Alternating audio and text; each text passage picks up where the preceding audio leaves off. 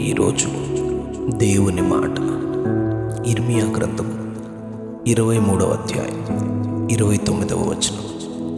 నా మాట అగ్ని వంటిది కాదా, నా మాట అగ్ని వంటిది కాదా. ప్రభు అయిన దేవుడు, సైన్యములకు అధిపతియగు యెహోవా ప్రవక్తలను గూర్చి ఈ మాటను ప్రవక్త అయిన ఇర్మియాతో మాట్లాడుతున్నారు. 23వ అధ్యాయం 9వ వచనంలో యెహోవాను గూర్చియు ఆయన పరిశుద్ధమైన మాటలను గూర్చియు నా గుండె నాలో పగులుచున్నది, నా ఎముకలన్నీ కదలుచున్నవి. దేశము వ్యభిచారులతో నిండి ఉన్నది, జనుల నడవడి చెడ్డదాయను, వారి శౌర్యము అన్యాయమునకు ఉపయోగించుచున్నది. గనుక శాపగ్రస్తమై దేశము దుఃఖించుచున్నది, అడవి బీళ్ళు ఎండిపోయెను. ప్రవక్తలేమి యాజకులేమి అందరూ అపవిత్రులు. నా మందిరములోని వారి చెడుతనము నాకు కనబడెను అని 23వ అధ్యాయం 11వ వచనంలో ప్రభువు సెలవిస్తూ ఉన్నారు.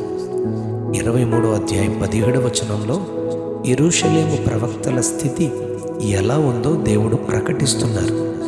వారు నన్ను తృణీకరించు వారితో మీకు క్షేమము కలుగునని యెహోవా సెలవిచ్చెననియు, ఒకడు తన హృదయ మూర్ఖత చొప్పున నడువగా వానితో మీకు కీడు రాదనియు చెప్పుచు, యెహోవా ఆజ్ఞలను బట్టి మాటలాడక తమకు తోచిన దర్శనమును బట్టి పలుకుదురు.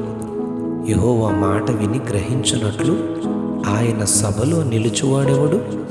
నా మాటను గ్రహించునట్లు దాని లక్ష్యము చేసిన వాడెవడు అని ప్రభు ప్రశ్నిస్తూ ఉన్నారు. 23వ అధ్యాయం 22వ వచనంలో వారు నా సభలో చేరిన వారైన ఎడల వారు నా మాటలు ప్రజలకు తెలియజేయుదురు. దుష్క్రియలు చేయక వారు దుర్మార్గమును విడిచిపెట్టినట్లు వారిని త్రిప్పివేయుదురు అని తన హృదయ వేదనను ప్రవక్తలను గూర్చి ప్రభువు చెబుతూ ఉన్నారు.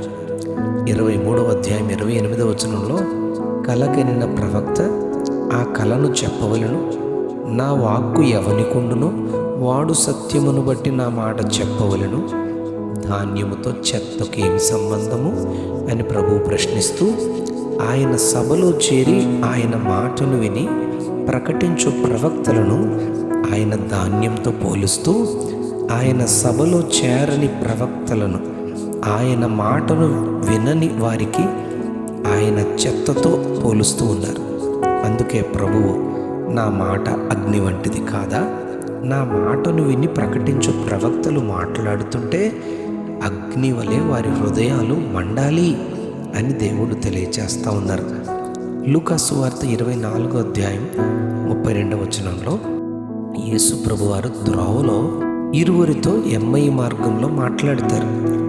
వారు అంటున్నారు, ఆయన త్రోవలో మనతో మాట్లాడుచు లేఖనములను మనకు బోధపరుచుచున్నప్పుడు మన హృదయము మనలో మండలేదా అని ఒకరితో ఒకరు చెప్పుకొని, ఆయన యేసు ప్రభు సిలువ మరణము పొంది సమాధి నుండి 3వ దినమున తిరిగి లేచిన తరువాత 40 దినములు అనేకులకు కనిపించి తాను సిలువను, మరణమును, సమాధిని గెలిచిన గురుతులను, సూచనలను ప్రభు చూపిస్తూ ఎమ్మయి అను గ్రామమునకు వెళ్ళుచున్న ఇద్దరితో ఆయన మాట్లాడినప్పుడు వారికి కలిగిన అనుభవం ఇప్పుడు మనం 24వ అధ్యాయం 32వ వచనం లూకాలో మనం చదువుకున్నాం.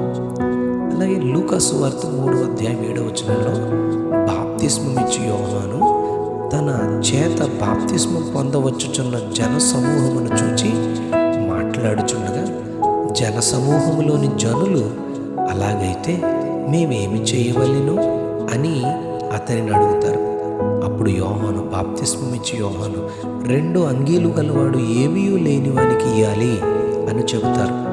సుంకరులు, బోధకుడా మేమేమి చేయాలి అని అడుగగా, మీకు నిర్ణయింపబడిన దానికంటే ఎక్కువ తీసుకోవద్దని వారితో ప్రభు చెబుతారు. అలాగే సైనికులు మేమేమి చేయాలి అని అడుగగా, ఎవరిని బాధ పెట్టకయు ఎవని మీద అపనింద వేయకయు మీ జీతములతో తృప్తి పొంది ఉండుడని చెబుతారు. యోహాను యేసుక్రీస్తును గూర్చి చెబుతూ, నా వెనుక వచ్చేవాడు నాకంటే శక్తిమంతుడు, ఆయన పరిశుద్ధాత్మలోను అగ్నిలోను మీకు బాప్తిస్మమిచ్చునని చెబుతారు. హెబ్రీ పత్రిక 4వ అధ్యాయం 12వ వచనంలో, ఎందుకనగా దేవుని వాక్యము ఆయన మాట సజీవమై బలము గలదై రెండంచులు గల ఎటువంటి ఖడ్గము కంటెను వాడిగా ఉండి ప్రాణాత్మలను కీళ్లను మూలుగను విభజించున్నంత మట్టుకు దూరుచు హృదయము యొక్క తలంపులను ఆలోచనలను పరిశోధించుచున్నది అని చెప్పబడింది. కనుక అగ్ని వంటి దేవుని మాట ప్రకటించుచున్నప్పుడు హృదయములోని పాపము, అపవిత్రత, శాపము, రోగము పూర్తిగా కాలిపోతుంది, కడుగబడుతుంది అని చెప్పబడింది. యోహాను సువార్త 4వ అధ్యాయం 18వ వచనంలో, నీకు 5 పెనిమిట్లుండిరి, ఇప్పుడు ఉన్నవాడు నీ పెనిమిటి కాడు అని యేసయ్య సమరయ స్త్రీతో చెప్పగానే ఆమె హృదయము మండిపోయింది. ఆ స్త్రీ యేసయ్యతో, నీవు సత్యమే చెప్పితివనెను, నీవు ప్రవక్తవని గ్రహించితివని యేసు ప్రభుతో చెబుతుంది. మాట్లాడినప్పుడు ప్రవక్తలు హృదయాలు మండుతాయి. ఆయన మాట అగ్ని వంటిదిగా కాదా? కనుక ఆ మాటను హృదయములోనున్న అపవిత్రతను సంపూర్ణంగా కాల్చబడి మన హృదయములు అపవిత్రత లయమగునుగాక. Amen, amen, amen. నా మాట అగ్ని వంటిది కాదా? నా మాట అగ్ని వంటిది కాదా? ఆమెన్.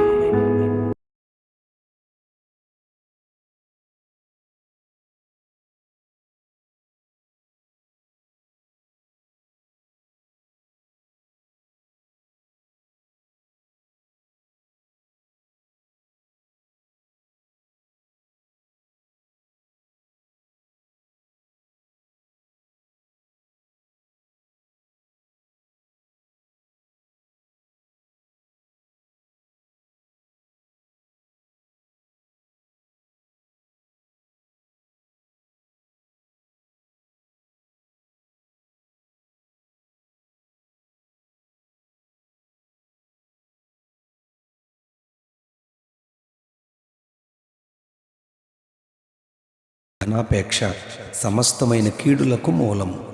ధనాపేక్ష సమస్తమైన కీడులకు మూలము. ఆమెన్.